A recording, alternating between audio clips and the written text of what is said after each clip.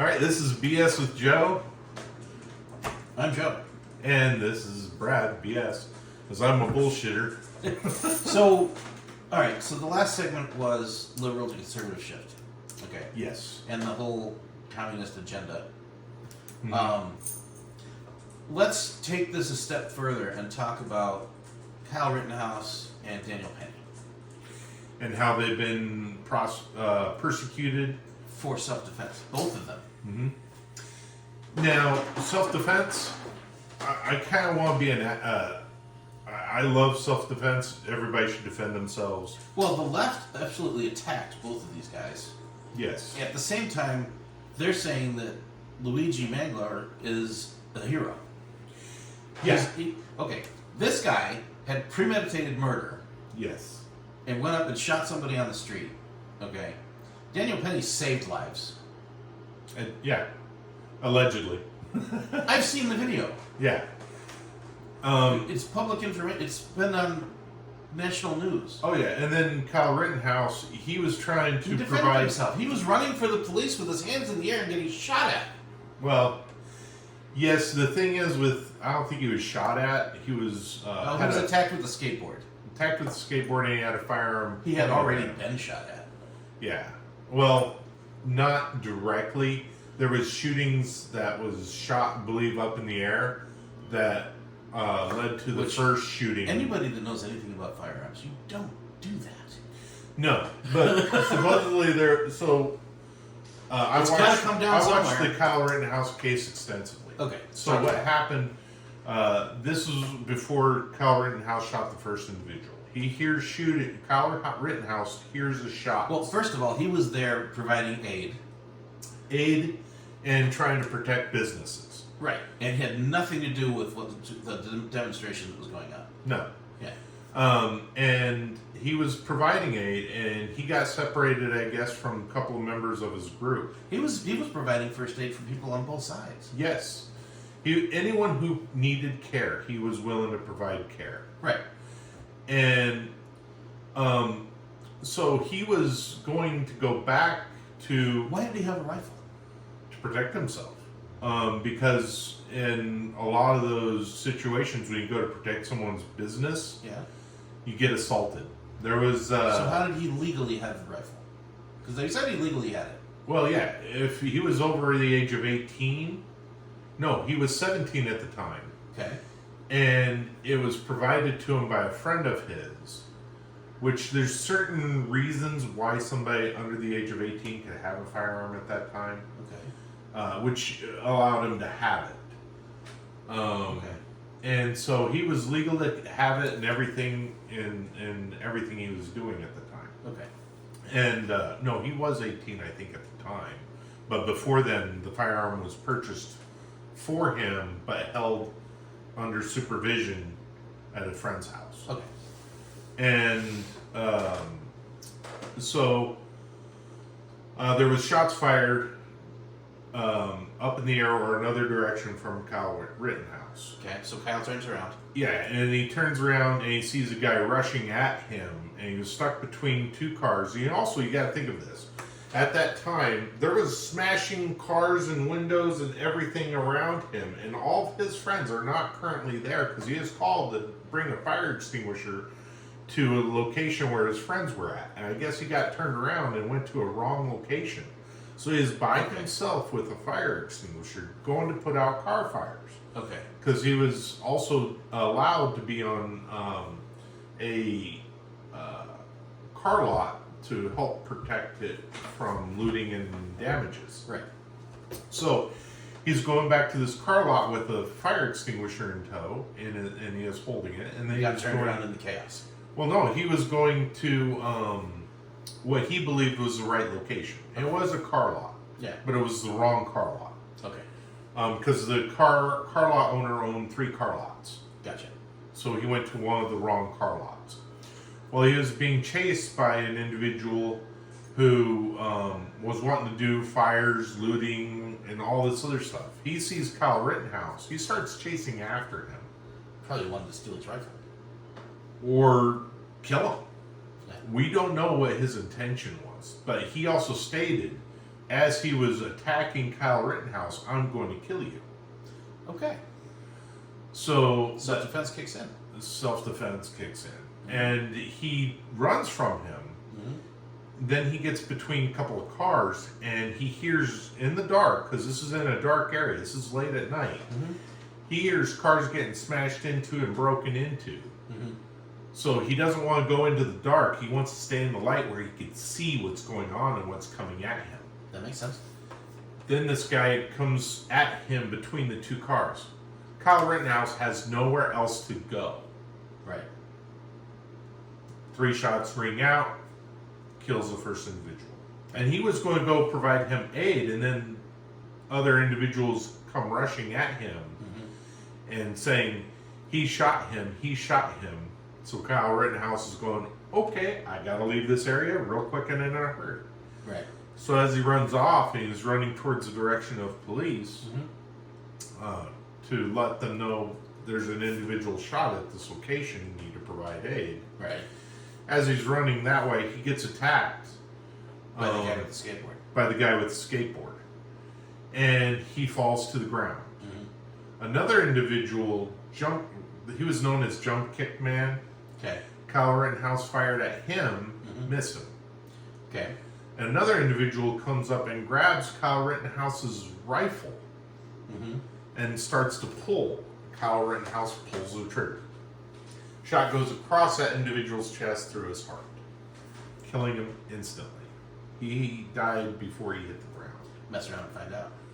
Yes. Then the third individual that was shot. Now there was 4 people that was shot at. 3 of them hit the mark. Okay. The last individual is Groskowitz. I know I'm probably butchering his name. He lived. So, I mean, this is a pretty clear-cut case of somebody that's in fear for their life and is defending themselves. Yes. Why was he attacked so badly? By the media and by the judicial system. Yeah. That's because he was on the wrong side of political beliefs. At least that's he what my he was trying not to take a side. He was trying not to take a side. He was just with his friends, trying to protect businesses where he lives. Yeah. And a couple of the individuals that he killed weren't even from Kenosha, Wisconsin. Okay. So they were just, hey, let's go there for a riot. Yeah. I want to fight, and I get that. Young individuals, they want to have something to fight for. They want to have something to support. If that's the case, join the military. Join your local militia. Do other things. Speaking of, Florida's got their own militia. Yeah. And we could talk about that in a little bit, but I mean, they already had the National Guard, but now they got their own militia. Yeah. Now, Luigi's case, he's attacking. Well, that's clear-cut murder. Clear-cut murder, but he's also a communist. He's got a manifesto. The media's been talking about it. The media is... Okay, so there was a New York Post article that came up after the new CEO read, I think it was the earnings meeting, and he released a statement about what happened with Ryan. And there was 2,500 responses to that post by the New York Post in like hours. And people were attacking United Healthcare still and saying, you guys are the devil. Well, right, they are. And I understand why they have all this animosity. I can't imagine having a loved one needing assistance from healthcare and then they get denied. I understand that. Yes, I'd be upset too, but that doesn't mean you can kill the CEO. No. What you need to do is you need to petition, you need to raise fundraising, and then try to get someone in Congress or Senate to change laws. Try to get a lawyer to do a class action suit. Yeah, even that. There's so many different avenues that could be done peacefully. Right. To have a better outcome. Granted, the class action suit's expensive and it takes time. It takes time, and there's a lot that could be done about it. Yeah. Now, this avenue, I don't believe in because it's violent, and also it pushed everything, I think, the wrong direction because he was doing it in a communist. action. that CEO that died Mhm. was born in a blue collar family. He worked his way up to the point where he was. I mean, he's an American success story. And he could have been like if Luigi was actually able to have a sit down talk with him, Right. he may have listened to him and changed things within United Healthcare. He might have. That's a peaceful resolution. That's the way to change this kind of atmosphere. I mean, in the current in the current situation with especially healthcare companies, no CEO is going to let people into his office to sit down and talk with them. No, they won't. But that's where Luigi. And I don't blame him. But Luigi found the time to chase this guy down to kill him. Right. He could have taken the time to come up to him and say, "Hey, you got a minute of your time? I need to talk to you about healthcare stuff. I know you're the CEO of a healthcare company, United Health. Right. Can we talk about something?"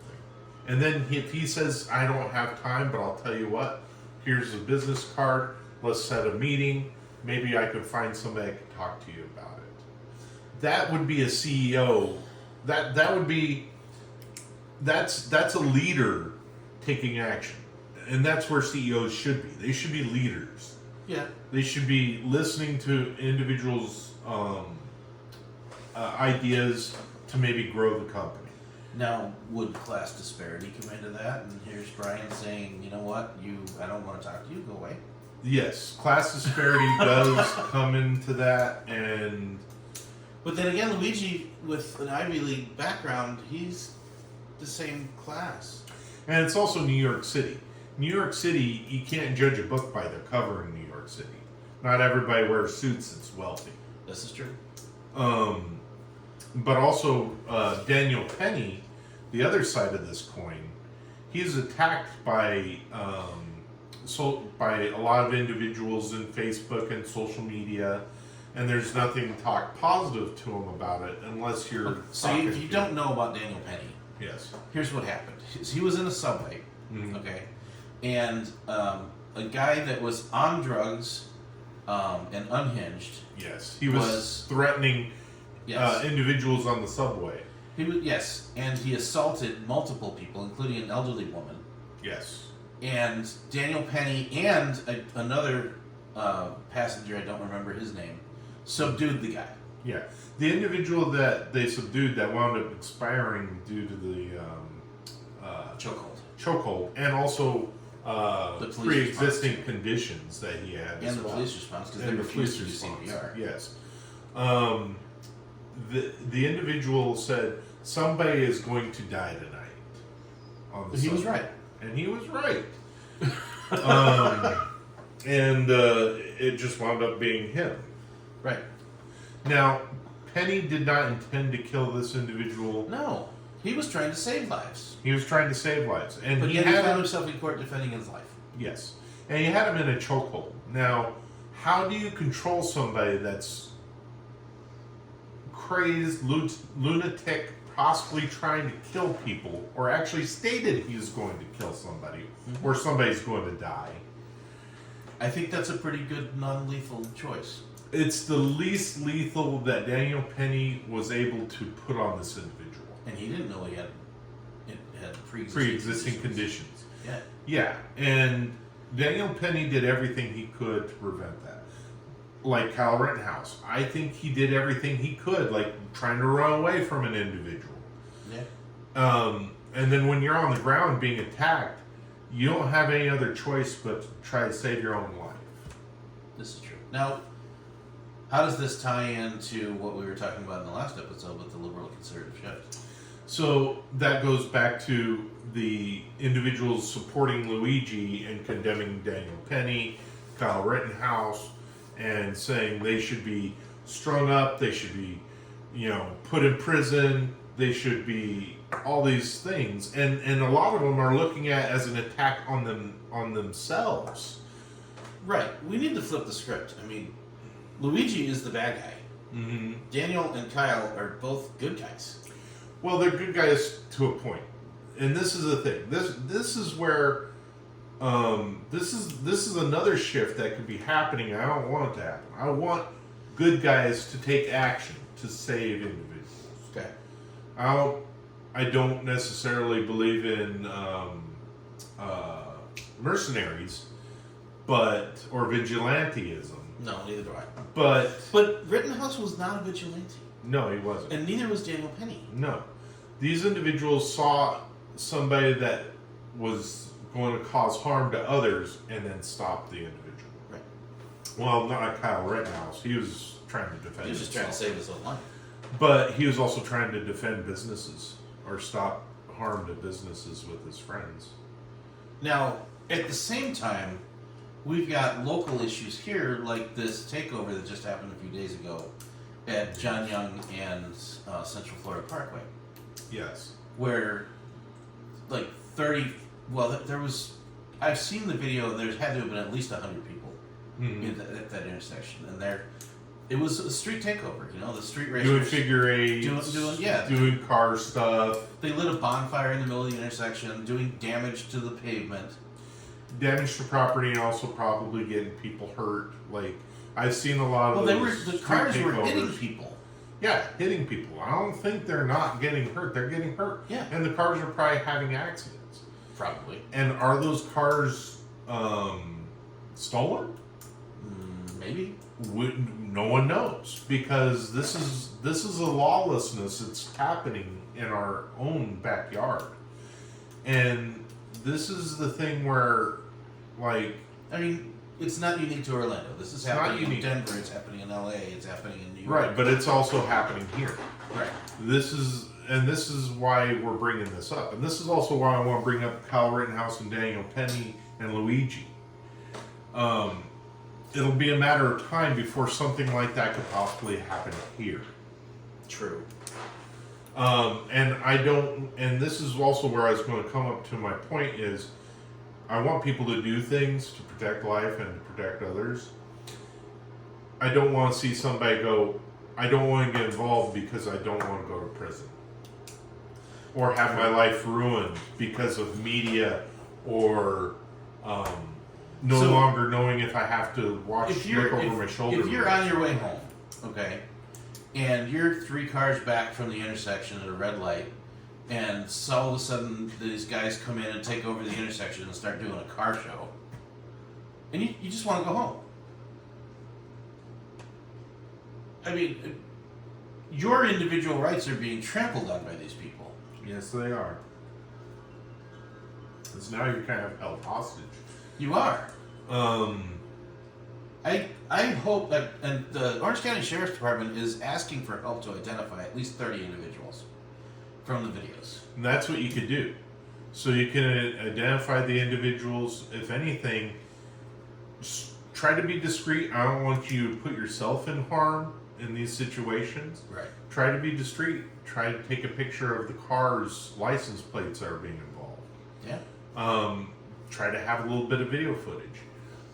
Also, I don't, but I suggest investing in a dash cam. Yeah, I don't have one either. But there was a Tesla there that the crowd attacked. He started honking because he wanted to go home or go to wherever his destination was, and he was stuck, behind these people that were putting on a car show. Yeah, call 911. Try to have somebody come out there. Well, because he was honking, they decided to start stomping on his Tesla, which I think it was a Cybertruck. So talk about a $100,000 car, and they broke his windshield and did a and the whole glass. bunch of The damage. glass on those Cybertrucks are special kind of glass, extremely expensive. Yeah. I wouldn't be surprised if the Cybertruck was totaled. It might have been. Mm-hmm. I mean, in my opinion, if you're seriously considering buying a Cybertruck, just give me the $100,000. Well, I want a Cybertruck. I think they're badass. A lot of people think they're ugly. I think they're badass. Okay. But also, if you see these things happening, don't participate in them. No. Don't add to somebody else's misfortune. I mean, the thing that the thing that comes to my mind about this is, where have we gone wrong as a society? It's morals. It goes back to, I believe, moral and character. So we just need to change the narrative. Change the narrative, and also I think part of morality is also faith. Okay. Um, Government can't help us with this. No, these have to be individual based, and our founding fathers wanted it more of a Christian nation. Now they left a lot of it open for any religion, Right. Because most religions, Well, because a lot of people came to the United States for religious freedom. for religious I mean, freedom. Plymouth Rock was, founded because of religious freedom problems. Well, yeah, you even look at certain religions that were even kind of started and founded here with Mormons and other organizations like that. And Scientologists. I say that with a laugh because religions. Yeah. But anyone that is of faith, of any faith, usually believe in preserving life, helping others in need, and that causes morality. So how do we fix it? Shaming. Shame those who don't do it, like these hoodlums in this intersection. When I was a teenager and we wanted to do things like that, we didn't take over a whole street or area. No. We went and had a bonfire out in the woods. Right, and if we wanted to do donuts, we went to a parking lot that had no cars in it. Right. Now, yeah, you may be damaging somebody's parking lot, but at the same time, you're not harming any individual. You're not restricting their freedom of movement. You might harm yourself, you might harm your vehicle. But Yeah. We were all young, we were all dumb. And if you are young, and please don't be dumb. One of the things that my dad used to say when I was going out is be good, and if you can't be good, be lucky. Yeah. That's good, something good to live by. Yeah. And that's the thing is I think a lot of morality is also that of broken homes. True. That's kind of becoming a pandemic. It is. I think a lot of it started with we need a village to raise a child. Well, that's been going on for a century at least.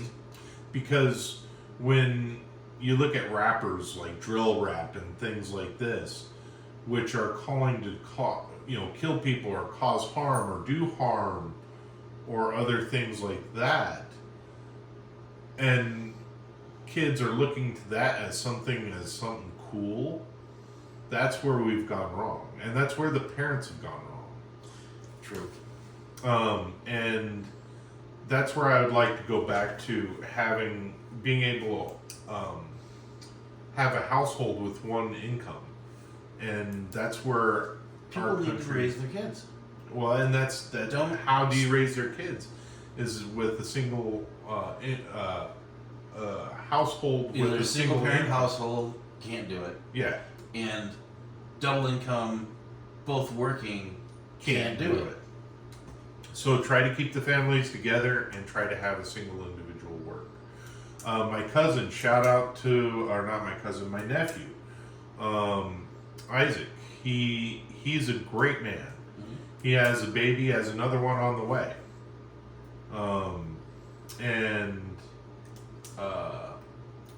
He just had it. He just had the baby. I haven't seen the baby yet. I'm looking forward to seeing the baby. But he works his ass off, and his wife isn't working. They're not married yet. But they're together, and he's supporting the whole family. Cool. And that is hard to do. And it possibly can be done, but it's the hardest thing I can imagine. I can't even imagine. I don't have kids, and so I can't imagine facing what he's facing and looking at the country the way the country is being ran right now. hopefully with Trump in office, things get better and things become more affordable. Yeah. Well, it'll take time. Yeah, Not gonna and it's happen. going to be hard work because, like, the forecasting I've seen with a lot of financial stuff, things are going to get a lot harder. Yeah. But I told you it'll that get from the better. beginning. The Yeah. tariffs are. I think it's great what he's trying to do. It's gonna hurt for a little while. Not only that, but healthier foods may get a little more pricier, so it's going to hurt, but the food is going to be a lot more healthier, I believe. We'll see. We'll see what happens. All we can do is hope. But with that, I think we'll end this segment. What do you say, Joe? Well, please like, subscribe, give us a comment. Let us know what you think. What's going on? And share. Yeah, help us out. Cool.